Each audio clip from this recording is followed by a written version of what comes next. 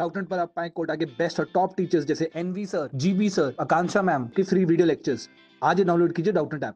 Hello guys, तो हम study कर रहे थे अपना chapter photosynthesis in higher plants. Okay, last lecture में हमने स्टडी करा था डार्क रिएक्शन और उसके अंदर भी कौन सा पाथवे, C3 पाथवे। अब हम स्टडी करेंगे C4 पाथवे। C3 पाथवे में और C4 पाथवे में क्या क्या डिफरेंसेस हैं। यहाँ पर फर्स्ट स्टेबल प्रोडक्ट जो बनता है अपना वो होता है 3C यानी कि फॉस्फोग्लिसरिक एसिड, और यहाँ पे फर्स्ट स्टेबल प्रोडक्ट बनता है 4C यानी कि oxalo acetic acid. More over इनकी लीफ की एनाटॉमी में भी डिफरेंस होता है। क्या डिफरेंस होता है वो भी हम यहाँ पे देखेंगे। अब देखो यहाँ पे क्या कह रहा है, ऐसे प्लांट्स जो अडेप्टेड होते हैं टू ड्राई ट्रॉपिकल रीजन्स, उसके अंदर हमें C4 पाथवे देखने को मिलता है। ठीक है, अब क्यों ड्राई प्लांट्स के अंदर ही हमें C4 पाथवे मिलता है उसका भी रिलेशन देखेंगे। अब इन प्लांट्स के अंदर मान लिया कि ऑक्सैलो एसिटिक बन रहा है यानी कि C4 पाथवे हो रहा है, लेकिन अल्टीमेट जो शुगर है अपना वो किसकी हेल्प से मिलता है, C3 पाथवे की हेल्प से मिलता है। डेट मीन्स कि C4 पाथवे के अंदर और वी कैन से C4 प्लांट्स के अंदर दोनों पाथवे होते हैं अपने C3 as well as C4। ठीक है, अब C4 प्लांट्स अपने क्यों स्पेशल होते हैं, इनकी लीफ जो होती है वो शो करती है स्पेशल टाइप ऑफ एनाटॉमी जिसको हम क्रैन्स एनाटॉमी कहते हैं, उसको हम आगे देखेंगे। ठीक है, ये टॉलरेंट होती है तो हाई टेम्परेचर्स, साथ ही साथ हाई लाइट इंटेंसिटीज को भी रिस्पॉन्स करती है, और इसके अंदर फोटो रेस्पिरेशन नहीं होता। फोटो रेस्पिरेशन आपको मैंने प्रीवियस वीडियो में समझाया था कि जब ऑक्सीजन की ज़्यादा कंसंट्रेशन होती तो रुबिस्को जो है अपना, ठीक है, ये कार्बोक्सिलेज की जगह एक्ट करता है ऑक्सीजनेस और ऑक्सीजन को फिक्स करवाता है। उसी प्रोसेस को हम कहते हैं फोटो रेस्पिरेशन। ठीक है, कब, जब O2 की बहुत ज़्यादा कंसंट्रेशन हो कंपेयर टू CO2। तो C4 प्लांट्स के अंदर फोटो रेस्पिरेशन नहीं होता। क्यों नहीं होता ये भी हम आगे देखेंगे। ठीक है, अब बात करी थी हमने कि इन लीव्स के अंदर special type of anatomy present होती है, और वी कैन से इनके प्लांट्स के अंदर स्पेशल टाइप ऑफ एनाटॉमी होती है। ठीक है, उसको हम कहते हैं क्रांस एनाटॉमी। अब यहाँ पे आपको देखने को मिलते हैं दो different type of cells leaf के अंदर, जो कि है अपने मीजोफिल, ठीक है, और दूसरा यहाँ पे अपना bundle sheath sales. C3 plants के अंदर ये बंडल शीट सेल्स नहीं मिलते, और अगर होते भी हैं तो उनके अंदर क्लोरोफिल होता नहीं है, क्लोरोप्लास्ट होता नहीं है, वहाँ पे अपना पाथवे नहीं होता। ठीक है, तो इसलिए आप ये एज्यूम कर लो कि वहाँ पे बंडल शीट सेल्स होते नहीं है, वहाँ पे सिर्फ मेसोफिल होता है। ठीक है, अब बंडल शीट कौन से होते हैं, ये पर्टिकुलरली लार्ज सेल्स होते हैं किसके अराउंड, वैस्कुलर बंडल्स के around of C4 pathway plants. Okay, और इनको हम क्या कहते हैं, बंडल शीट। अब देखो हमने बताया था कि ऐसी लीव्स जिसके अंदर हमें ये मेसोफिल्स और बंडल शीट सेल्स देखने को मिलते हैं, या जो ऐसी एनाटॉमी शो करती हैं, उसको हम क्या कहते हैं, क्या, क्रांस एनाटॉमी। अब क्रांस का मतलब क्या होता है, बेसिकली रेथ। रेथ क्या होता है, जैसे मान लो कि यहाँ पे अपने वैस्कुलर बंडल है बीच में, ठीक है, तो आपने देखा होगा फ्लावर्स जो होते हैं रिंग में अरेंज होते हैं। ठीक है, एक रिंग अरेंजमेंट जो होता है फ्लावर्स का उसको रेथ कहते हैं। तो ऐसे ही अपने बंडल शीट जो होते हैं वो वैस्कुलर बंडल्स के अराउंड रिंग में अरेंज होते हैं, बहुत सारी लेयर्स में अरेंज होते हैं, इसलिए इसको हम क्या कहते हैं, रेथ कहते हैं, और we can say Kranz anatomy कहते हैं। अब बंडल शीट जो होते हैं अपने, ये फॉर्म करते हैं सेवरल लेयर्स किसके अराउंड, वैस्कुलर बंडल के अराउंड, जैसे कि यहाँ पे हमने अभी डिस्कस करा।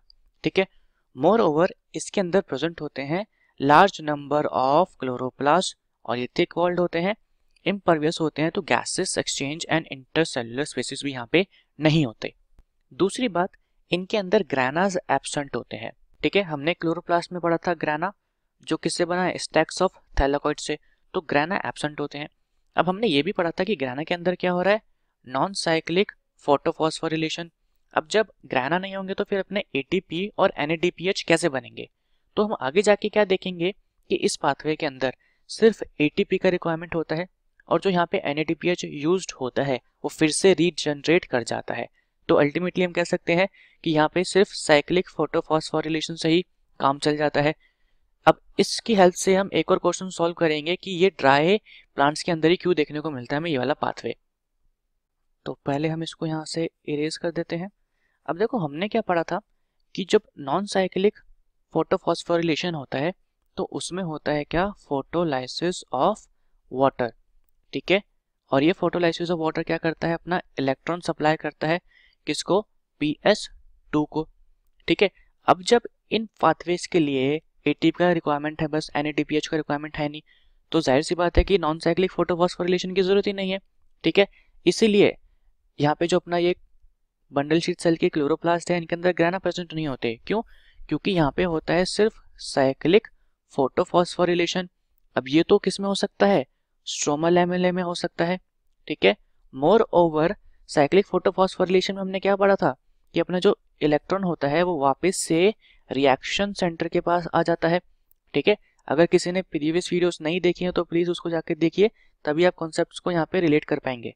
तो इलेक्ट्रॉन वापस आ जाता है किसके पास, रिएक्शन सेंटर के पास, इसलिए यहाँ पे फोटोलाइसिस ऑफ वाटर की जरूरत नहीं पड़ती। डेट मीन्स हम कह सकते हैं कि यहाँ पे वाटर का यूज ज्यादा होता नहीं है कंपेयर टू C3 प्लांट्स, इसलिए C4 पाथवे हमें देखने को मिलता है ऐसे प्लांट्स में जो अडॉप्टेड होते हैं टू ड्राई कंडीशंस, ठीक है। तो कॉन्सेप्ट को रिलेट करेंगे हम तो चीजें बहुत आसानी से समझ में आ जाती हैं।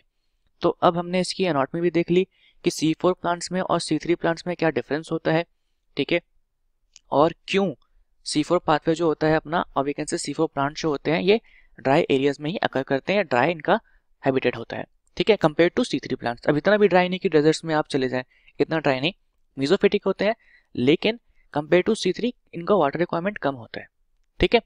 एग्जाम्पल यहाँ पे दे रखा है किसका, मेज हो गया और सोरगम हो गया। इनकी लीफ अगर देखेंगे आप तो वहाँ पे आपको करेंस एनाटॉमी दिखाई देगा, ठीक है। तो यहाँ पे बंडल शीट सेल्स हो गए, साथ ही साथ यहाँ पे मेसोफिल सेल्स भी प्रेजेंट होते हैं। अब आगे मूव करते हैं, यहाँ पे अपना स्टार्ट होता है अब C4 पाथवे। अब C4 पाथवे जो था ये डिस्कवर करा था किसने, हैचन स्लैक ने, इसलिए इसको हम हैच-स्लैक पाथवे भी कहते हैं, ठीक है। अब देखो इसको पहले हम थोड़ा अपने तरीके से समझाते हैं, क्योंकि एनसीईआरटी में जो डायग्राम दे रखा है वो समझने के लिए सफिशिएंट नहीं है, ठीक है।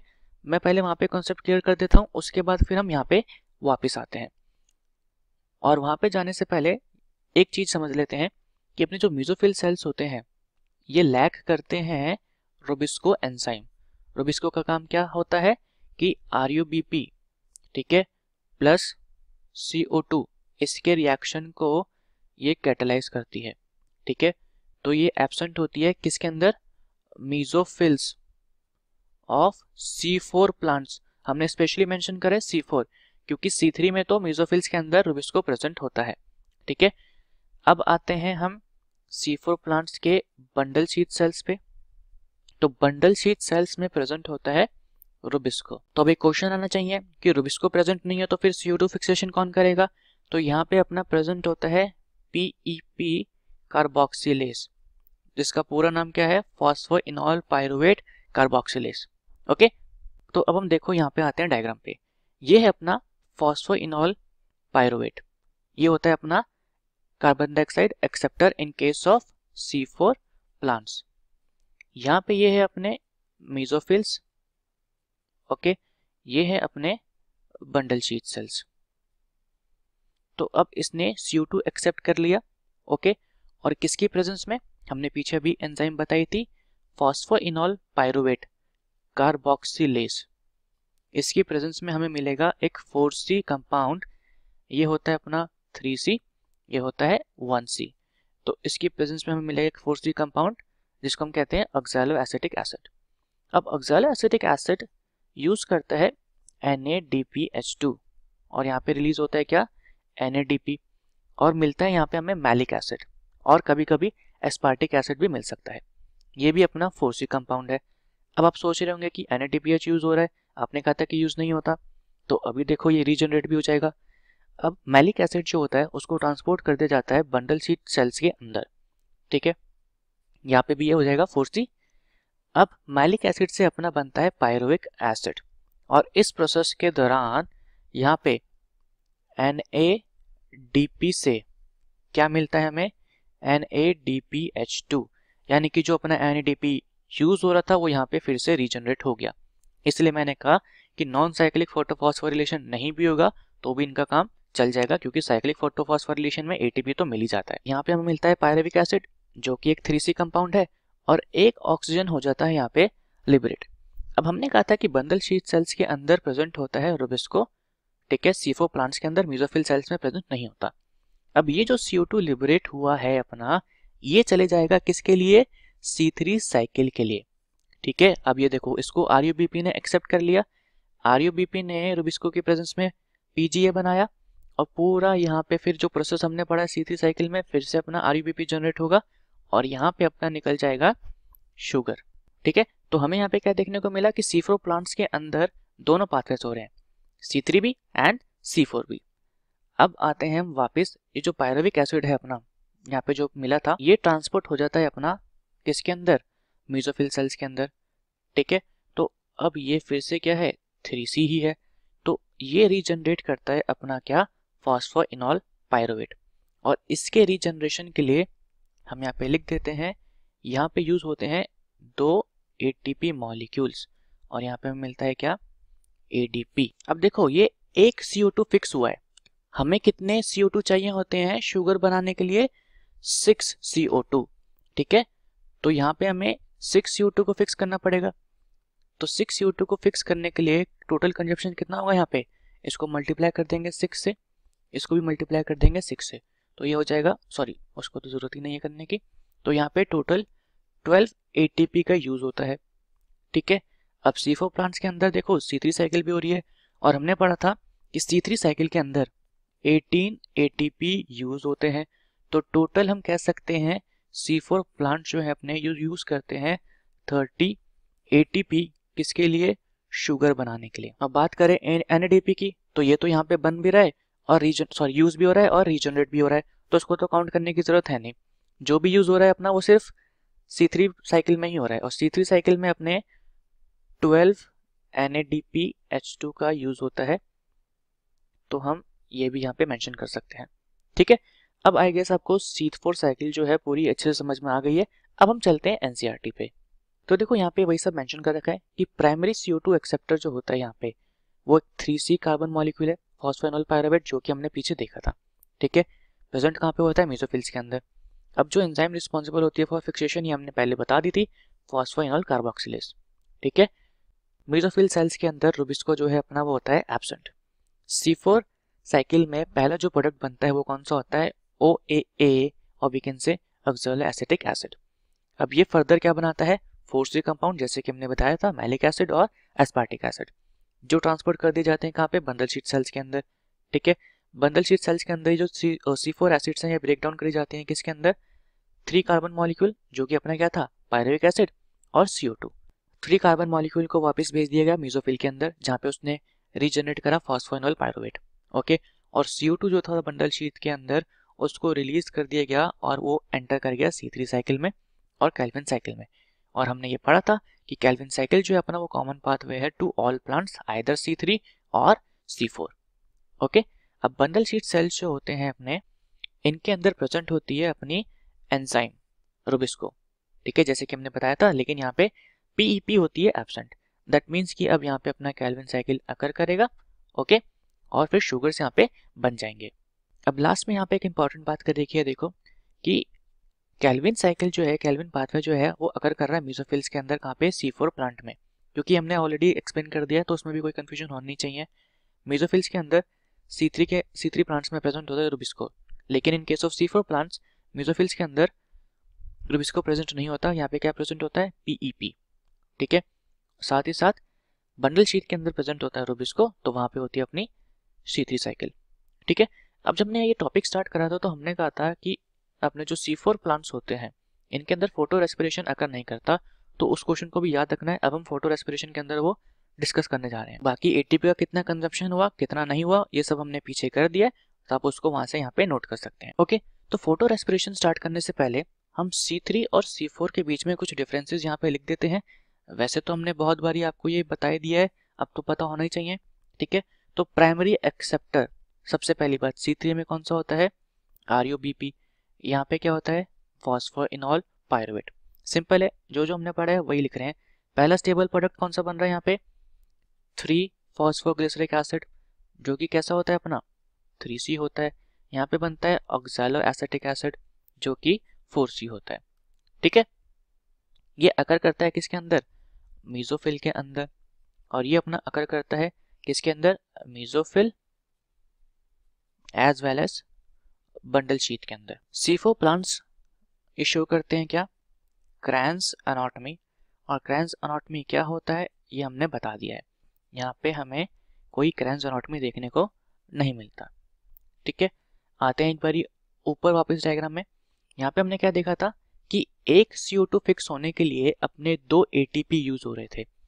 ओके, तो C4 साइकिल के अंदर एक CO2 फिक्स करने के लिए 2 ATP यूज होते हैं। अगर C3 आपको याद होगा, वैसे तो होना चाहिए क्योंकि प्रीवियस वीडियो में ही पढ़ा है, तो वहाँ पे एक CO2 फिक्स करने के लिए हमने बताया था 3 ATP यूज होते हैं। तो ये है हमारा बेसिक डिफरेंस किसके बीच में, C3 एंड C4 के बीच में। ओके, अब आते हैं हम फोटो रेस्पिरेशन पे। तो देखो, फोटो रेस्पिरेशन के लिए हमें एक स्टेप याद होना चाहिए, जो फर्स्ट स्टेप होता है किसका, केल्विन पाथवे का, ठीक है, जहाँ पे CO2 का फिक्सेशन होता है। तो इस रिएक्शन में क्या होता है, अपना RuBP कंबाइन करता है किसके साथ, CO2 के साथ, रुबिस्को की प्रेजेंस में, और यहाँ पे मिलते हैं 2 मॉलिक्यूल्स ऑफ 3-फॉस्फोग्लिसरिक एसिड। अब देखो, रुबिस्को का फुल फॉर्म आप फिर से याद करो। इसका फुल फॉर्म हमने क्या बनाया था, ribulose biphosphate, okay, carboxylase and यहाँ पे Sc एंड ऑक्सीजनेस। अब इसमें ये कार्बोक्सिलेज एंड ऑक्सीजनेस क्यों बोला गया है, क्योंकि ये CO2 को भी फिक्स कर सकता है और O2 को भी फिक्स कर सकता है, ठीक है। अभी हम आगे देखेंगे कि इसकी एफिनिटी जो होती है वो CO2 के लिए ज्यादा होती है। तो अब देखो, एग्जाम में क्वेश्चन आता है कि सबसे अबंडेंट एंजाइम जो है अपनी वर्ल्ड में वो कौन सी है, तो रुबिस्को अपनी वर्ल्ड में सबसे ज्यादा अबंडेंट एंजाइम है, ठीक है। नेक्स्ट इंपॉर्टेंट पॉइंट यहाँ पे क्या है कि रुबिस्को जो होता है इसकी एफिनिटी फॉर CO2 ज्यादा होती है कंपेयर टू O2। अगर ऐसा नहीं होगा तो CO2 और O2 की बाइंडिंग जो होगी वो कैसी हो जाएगी, कॉम्पिटिटिव हो जाएगी, ठीक है, यानी कि फिर बाइंडिंग होने में प्रॉब्लम होगा।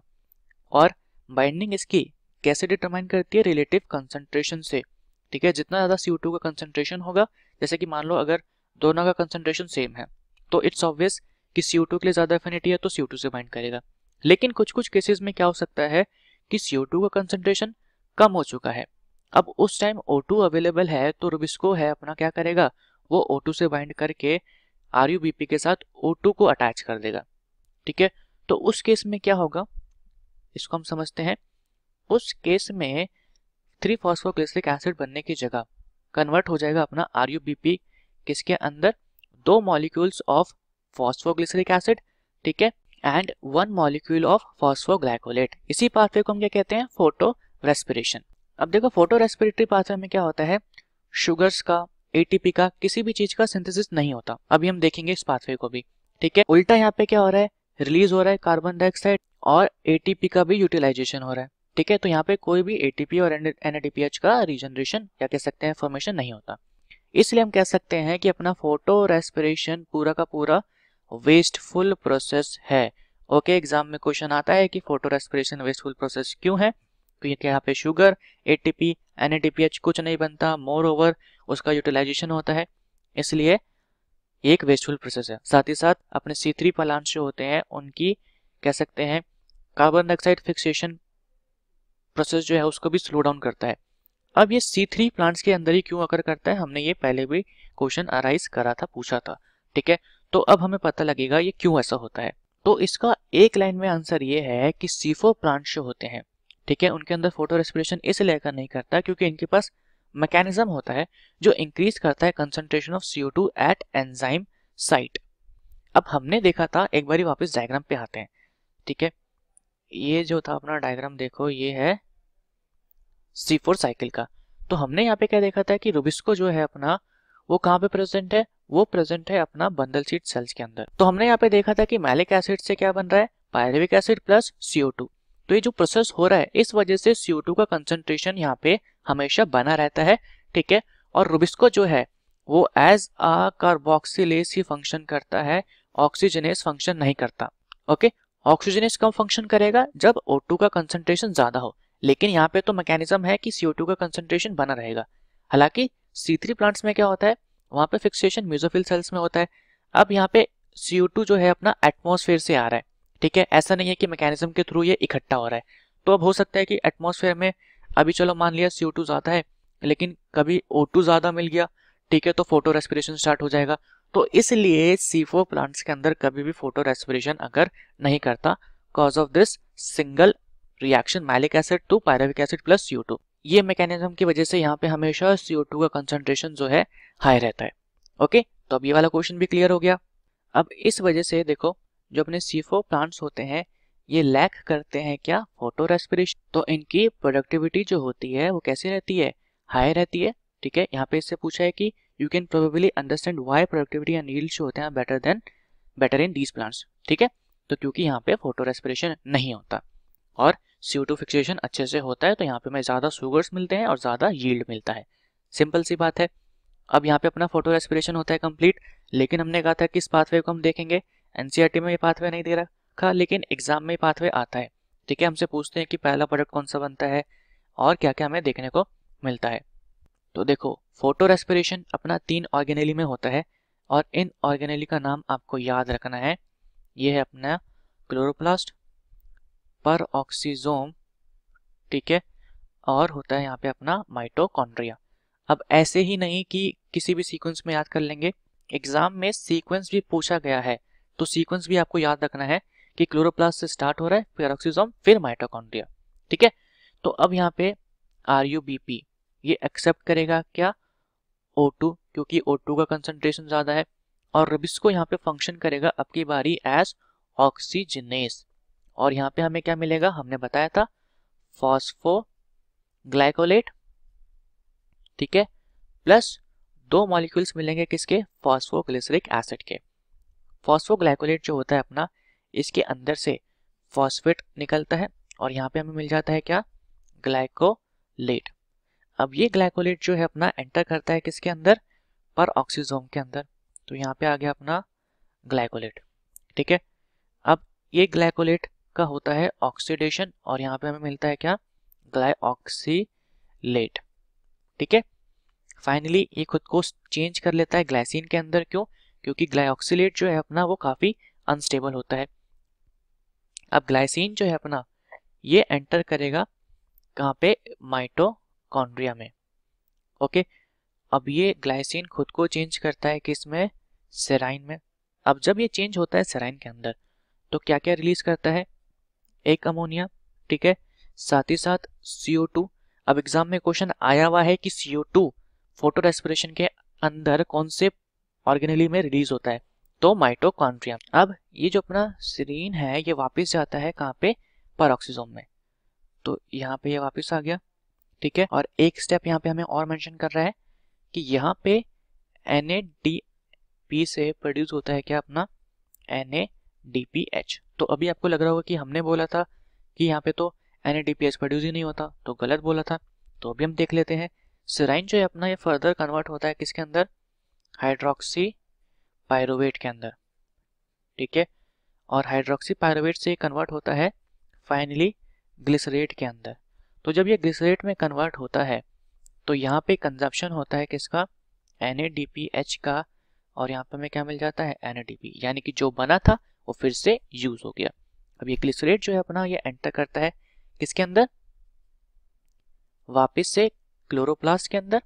ठीक है, और ये ATP को यूज करके यहाँ पे ATP का यूज होता है और यहाँ पे ADP आता है, ये चेंज हो जाता है किसके अंदर, PGA, यानी कि फॉस्फोग्लिसरिक एसिड के। और फाइनली ये C3 साइकिल की हेल्प से वापस से रीजनरेट हो जाता है, यानी कि RUBP यहाँ पे बन जाता है। तो हमने यहाँ पे क्या देखा, एक तो ATP यूज हो रहा है, ऊपर से ना तो शुगर बन रहा है ना NADPH बन रहा है, तो क्या हो गया, ये अपना एक वेस्टफुल प्रोसेस हो गया। आपको इस साइकिल में क्या याद रखना है, फर्स्ट प्रोडक्ट कौन से बन रहे हैं, कहाँ पे हो रहा है, क्लोरोप्लास्ट, परऑक्सीजोम और माइटोकॉन्ड्रिया, इनका सीक्वेंस अच्छे से याद रखना है। और लास्ट इंपॉर्टेंट बात क्या है कि CO2 का रिलीज जो है वो कौन से ऑर्गेनेली में हो रहा है। दैट्स इट, फोटो रेस्पिरेशन में बस इतना याद रखना है। अब यहाँ पे अपना कंप्लीट होता है पूरा का पूरा डार्क रिएक्शन। अब लास्ट जो अपना टॉपिक बचा है वो है factors affecting rate of photosynthesis. तो उसमें हम डिफरेंट फैक्टर्स के बारे में स्टडी करेंगे। Okay, that will be our last part. Thank you so much.